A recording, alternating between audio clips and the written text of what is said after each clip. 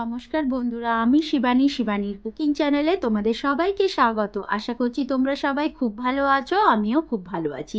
আজকে আমি আবার একটা রেসিপির সাথে তোমাদের কাছে চলে এসেছি। তো বন্ধুরা, আমি মাখানার পায়েস বানিয়ে আজকে তোমাদের দেখাবো। তোমরা তো সব রকমের পায়েস খেয়েছো, একবার একটু মাখানার পায়েসটা বানিয়ে খেও, দেখবে খেতে খুব সুস্বাদু হয়। তো বন্ধুরা, আমি মাখানার পায়েসটা কি করে বানাচ্ছি সেটা দেখার জন্য প্রথম থেকে শেষ অবধি আমার সাথে থেকো।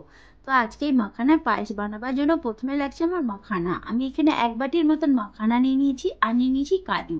বেশ কিছু 6-7টার মতন কাজু নিয়ে নিয়েছি। এই যে পুরো মাখানা তো জানো আমাদের একটা পুষ্টিকর খাদ্য, মাখানা খাওয়া কতটাই ভালো। তো মাখানার পায়েসটা একবার বানিয়ে দেখো। আমি যেভাবে বানাচ্ছি খুবই সহজভাবে আর খুবই চটজলদি হয়ে যায়। মাখানার পায়েসটা খেতে কিন্তু খুবই ভালো লাগে বন্ধুরা, তোমরা একবার বানিও। তো বন্ধুরা, প্রথম এই যে 1 বাটির মতন আমি মাখানা নিয়ে নিলাম, ছোটো বাটির 1 বাটি। আমি এরকম মাখানাটাকে 1 বাটির পুরো মাখানা নেওয়া হয়ে গেছে আমার। এদিকে আমি গ্যাসটা জ্বালিয়ে নিলাম, একটা কড়াই বসিয়ে দিলাম। কড়াইয়ের মধ্যে এবারে আমি ঘি দেবো। এরকম আমি ঘি দিচ্ছি। এটা 1 চামচের মতন আমি ঘি, ওই 1-2 চামচ, ছোটো চামচের 2 চামচ আমি ঘি দিলাম। হ্যাঁ, আর বেশি ঘি লাগছে না বন্ধুরা। এটা খুব একটা হেলদি এবং টেস্টি একটা হলো রেসিপি। মাখানার মধ্যে প্রচুর প্রোটিন আছে, তোমরা সবাই জানো। এটা আমাদের খাওয়া যে কতটা উপকারিতা সেটা আমরা সবাই জানি। তো তেলটাকে আমি ঘিটাকে মানে ছোটো চামচে 2 চামচ ঘি দিয়ে একটু গরম করে নিলাম ঘিটাকে। এরপরে আমি এই মাখানার কাজুটাকে দিয়ে একটু ভালো করে ভেজে নেবো। এই সময় গ্যাসের আঁচটা আমি মিডিয়ামে রেখেছি, জোরে রাখলে মাখানাগুলো পুড়ে যাবে, তখন খেতে ভালো লাগবে না। এরকম আমি খুব ভালো করে মাখানাগুলোকে আমি ভাজা করে নিচ্ছি। এই মাখানার পায়েসটা না সব কিছুর সাথে ভালো খেতে লাগে বন্ধুরা। তোমরা লুচি, পরাঠা সব কিছুর সাথে খেতে পারো। আমি এখানে মাখানার পায়েসটা হলো মানে মটরশুঁটির কচুরির সাথে সার্ভ করেছি। তো তোমরা ভাবে মটরশুঁটি কচুরির সাথে মাখানার পায়েস, একবার খেয়ে দেখো। হ্যাঁ, খেতে সত্যি খুব ভালো লাগে মটরশুঁটির কচুরির সাথে মাখানার পায়েস। আমি মটরশুঁটির কচুরি রেসিপিটা তোমাদের অন্য একটা ভিডিওতে করে দেখাবো।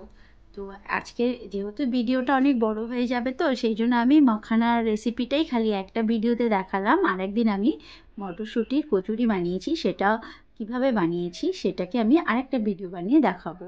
আমার ভাজা হয়ে গেল মাখানাগুলো। এরকম বন্ধুরা, মাখানাগুলো ভাজা হয়ে গেল। তোমাদের আমি মাখানার বেশ কিছু রেসিপি বানিয়ে দেখাবো। মাখানার অনেক ধরনের রেসিপি হয়, বা বিকেলবেলা স্ন্যাক্স হিসেবেও আমরা মাখানা খেতে পারি।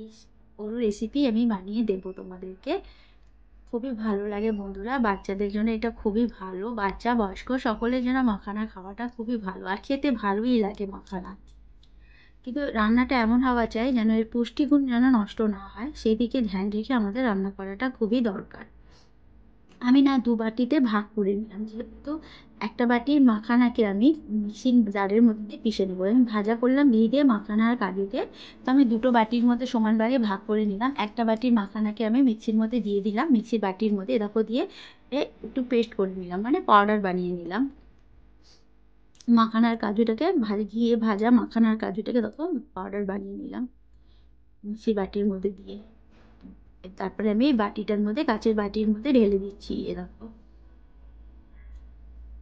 কাচের বাটির মধ্যে দিয়ে দিলাম। আমি যে রান্নাগুলো করি পুরো ঘরোয়া প্রসেসে বন্ধুরা, মানে টেস্ট বাড়াবার জন্য কোনো কিছু আমি মানে যাতে আমাদের শরীরে এটা ক্ষতিকারক সেই সব জিনিস আমি ব্যবহার করি না বন্ধুরা। আমার রান্নাটা খুবই মানে খুবই সাধারণ একটা রান্না হয়, যেটা খুব হেলদি হয় আর খেতে কিন্তু ভালো হয় বন্ধুরা। তোমরা একবার বানিও, তারপরে বুঝতে পারবে।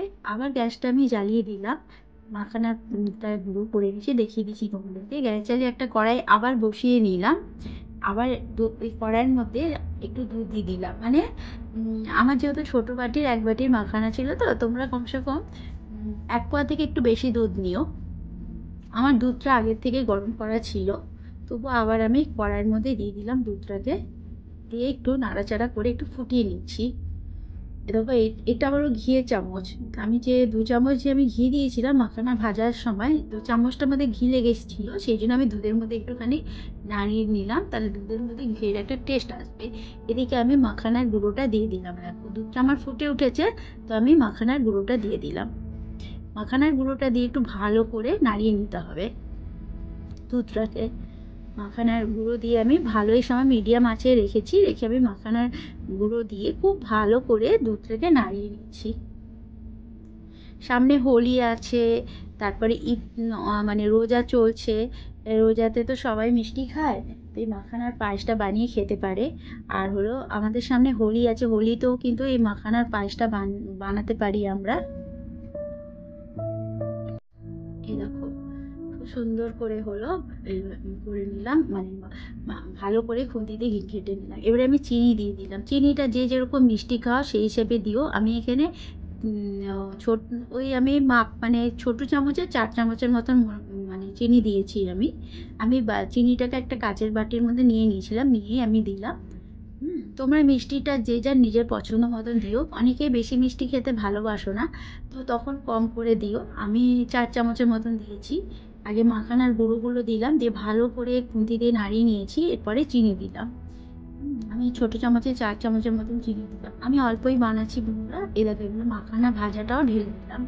যে আমি দুভাগে ভাগ করে নিয়েছিলাম। একটা মাখানা, একটা বাটির মাখানাকে পেস্ট করে নিয়েছিলাম, মানে গুঁড়ো করে নিয়েছিলাম, আর একটা মাখানা গোটা রেখেছিলাম। দিয়ে দুধটা যখন মানে মাখানার গুঁড়োটা দেওয়ার পর চিনি দেওয়ার ভালো করে ফুটে উঠবে, দুধটা একটু হালকা ঘন ঘন হয়ে উঠবে, তখন এই মাখানাগুলো দিয়ে দেবেন। মাখানা না তো গলে যায় বন্ধুরা, গলে একদম ছোট হয়ে যাবে না তো। হুম মাখানা তো খুব জলদি সে মানে নরম হয়ে যায়, তো সবাই আমরা জানি। এরকম দিয়ে ভালো করে একবার এক ফুটলেই বা মাখানাগুলো হয়ে, দেখো মাখানাগুলো দেখো অনেকটা ছোট হয়ে গেছে, দেখেছো? ওই জন্য দুধটা যখন ঘন হয়ে যাবে, মানে মাখানার গুঁড়ো দেওয়ার পর চিনি দেওয়ার পর দুধটা যখন ঘন হয়ে আসবে, তখন মাখানাটা দেবে। তাহলে কি মাখানাটা একটু বড় বড় থাকবে, না তো এরকম ছোট হয়ে যাবে। খুবই চটজলদি এই পায়েসটা হয়। মনে করো বাড়িতে কেউ এসছে, অথচ কিছু মিষ্টি জিনিস দাও খাওয়ানোর ইচ্ছে হচ্ছে, তখন আর চটজলদি এই মাখানার পায়েসটা বানিয়ে নিতে পারো। পুরো ২ মিনিটে মাখানার পায়েস রেডি হয়ে যায় বন্ধু। এই দেখো আমার মাখানার পায়েস রেডি হয়ে গেছে।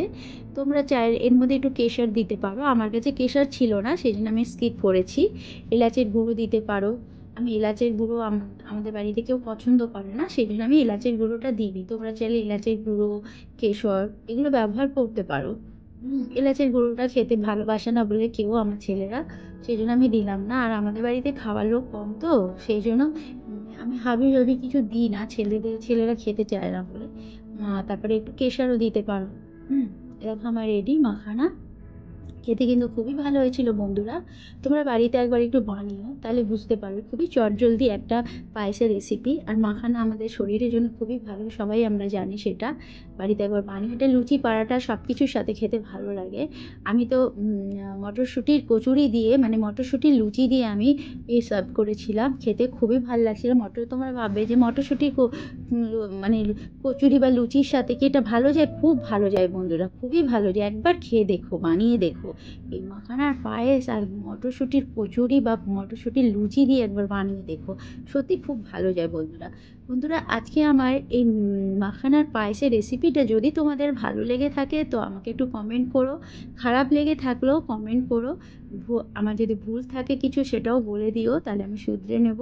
তো আমার রেসিপিটা যদি ভালো খারাপ যেরকমই লাগুক, তো আমাকে একটা লাইক করো, একটু কমেন্ট করো, আর আমার চ্যানেলটাকে একটু সাবস্ক্রাইব করে দিও। তো তোমাদের সবাইকে অসংখ্য ধন্যবাদ বন্ধুরা, এতক্ষণ আমার সাথে থাকার জন্য এবং আমার পুরো রেসিপিটা দেখার জন্য।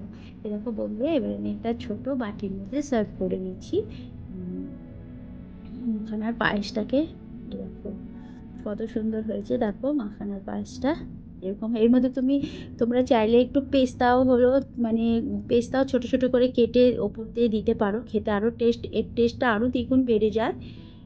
এই দেখো, হ্যাঁ কতটা সুন্দর লাগছে, খেতেও অতটাই ভালো লেগেছে। তোমাদের আমি দেখাচ্ছি চামচে তুলে তুলে, আমি খেয়ে দেখালাম না, আমি তোমাদেরকে এমনি চামচ দিয়ে দেখাচ্ছি। এই দেখো মাখানার পায়েসটা সত্যি খুব ভালো হয় বন্ধুরা। একটা পুষ্টিকর আর হেলদি একটা পায়েস বলতে পারো তোমরা এটা একটা। খুবই ভালো লাগে খেতে। বড় থেকে ছোট বাচ্চা সবাই খুব ভালোবাসবে খেতে। বাচ্চাদেরকে খাওয়াতে পারবে।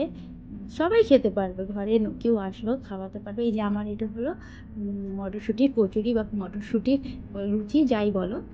এই আমি মটরশুঁটির এই লুচিটা দিয়ে সার্ভ করেছিলাম। খেতে খুবই ভালো লাগছিল এই মটরশুঁটির লুচি দিয়ে। আমরা তো মটরশুঁটির লুচির সাথে হয়তো ছোলার ডাল এটা ওটা দিয়ে খেয়েছি। কিন্তু একবার ওই মাখানার পাশ দিয়ে মটরশুঁটির কচুরি খেয়ে দেখো। অপূর্ব লাগছিল খেতে বন্ধুরা। মটরশুঁটির কচুরির একটা নোনতা ভাব আর এই একটা মিষ্টি মুখে যাচ্ছিল না? হ্যাঁ, যা লাগছিল খেতে। এই মটরশুঁটির কচুরির রেসিপিটা আরেকটা ভিডিওতে দেবো বন্ধুরা। তো আজকের মতন টাটা, বাই বাই। ভালো থেকো, সুস্থ থেকো।